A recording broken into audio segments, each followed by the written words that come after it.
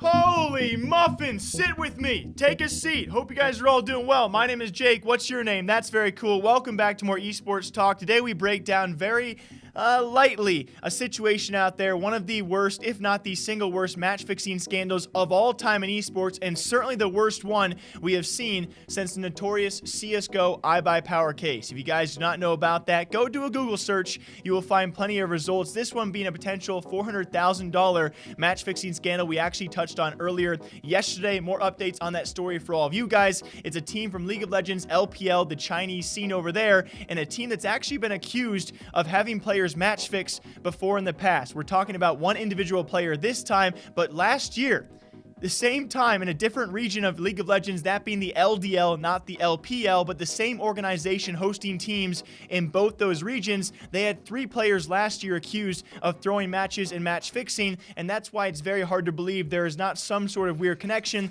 as now they're being accused in the LPL and also being charged, not just accusations of having a single player, that player known as Wei Yan, also match fixing and throwing games. And why this is the biggest match fixing scandal we have seen since then, because the amount of money involved is clearly a lot more. The iBuyPower CSGO case was a couple $1,000s across 5 players. This one being, well, already a fine issued to that team so far of $400,000 that they must pay. And the player himself, that being Wei Yan, has been charged with a 2-year ban permanently from League of Legends. Despite that, we actually do have a response and a crazy background story of why he supposedly did it, although his defense so far and the response so far, albeit the evidence against this organization and player, it's hard to take the player or the organization's side because of their history of having these accusations with players inside the organization, albeit I hope that the investigation by Riot or the LPL was done thoroughly, as the player has been banned and the team has been fined an equivalent of $400,000. With his response, though, being that apparently, yes,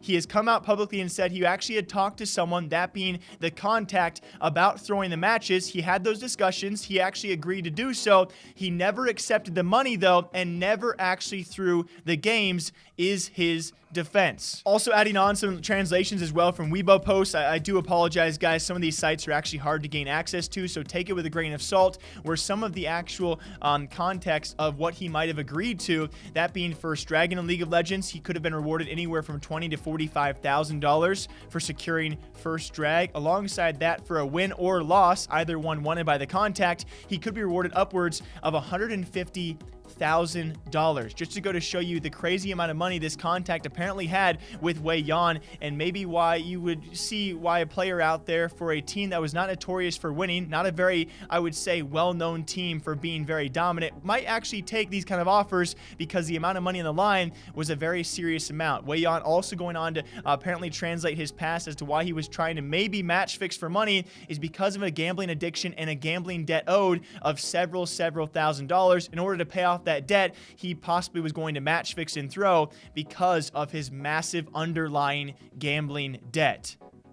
It's a very scary thing. So we have a player supposedly with a gigantic gambling debt and possibly in contact with some person out there tied to the gambling scene, albeit I think it'd be maybe a safe assumption to make that this contact saw him as a pro player, also noticed his underlying gambling debt and said, hey, we can actually gamble on esports, gamble on your games as well, put some gigantic money up. If you want to work with us, we'll get your debt issue resolved, maybe make you some money as well. Already in a scene, by the way, that has had several accusations of match fixing in the past, and kind of that mob/mafia mentality. If you guys come from the Counter-Strike scene, of course, why I relate this to the iBuyPower ban is we have talked about Tyloo players. Tyloo, a well-known Chinese organization, and some former ones, that being Captain Mo from the Counter-Strike scene. They have come out and clearly said they have been contacted and threatened by Chinese mafia and mob members to do the same exact things that a member like Wei Yan has also been asked to do. So it's a very scary scene. I'm not trying to say what he is doing is okay. It's not right. Of course, it's very a bad bad thing to do,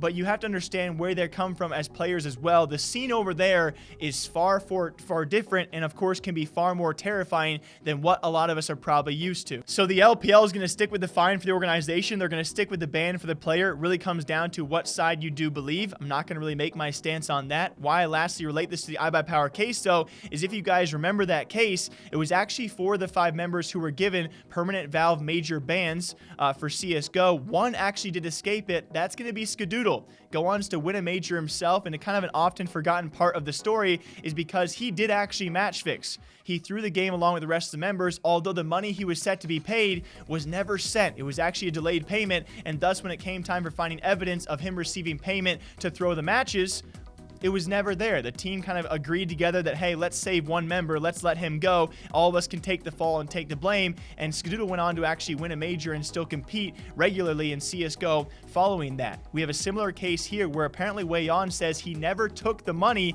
and never threw the matches, yet he is still facing a 2-year ban. I will keep you all posted on this. A crazy, crazy story. Finishing notes, guys, I'm not going to say what he did was right, but certainly I am super interested to hear what kind of players undergo in the Chinese and Asian scene. There are a lot of outside forces, a lot of outside threats these players might undergo to throw matches, and that's why they need more protection. I'm sure we'll be talking more about that sometime soon in the future. The biggest match fixing scandal since iBuyPower is upon us, and no one's really talking about it. Until next time, hope you're all doing well. Take care of yourselves. I'll be back here sometime soon.